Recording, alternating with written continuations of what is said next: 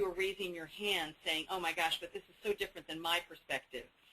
So it's important to understand your perspective on this, because the way you go about getting that leadership buy-in has a lot to do with how you position what it is that you're going to do. So keep that in mind as we talk about this. It's not only about the managers, but it's also about you, and that's why I wanted to share this with you.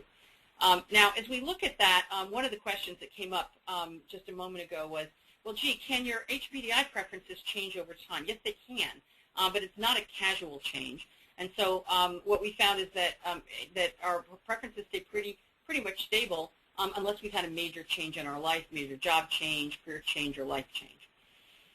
So we know that 63% of employees say their manager has a direct influence on their satisfaction and engagement. So not only is this relevant to you, it's relevant to every manager that you work with. And managers have to own the implications of their preferences, because that will impact how they engage. It'll impact what they think is important.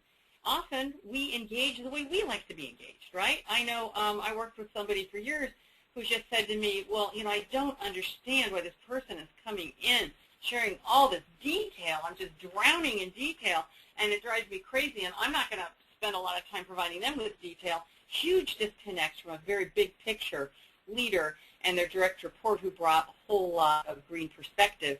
And that individual felt completely disengaged, did not feel like they were getting any kind of recognition for the work that they were doing. And until they began to understand this dynamic, they wasted a lot of time and energy on it. So when you're looking at making that engagement pitch, lots of times what we know is that people are experiencing these differences every day. And in many instances, teams are part of the way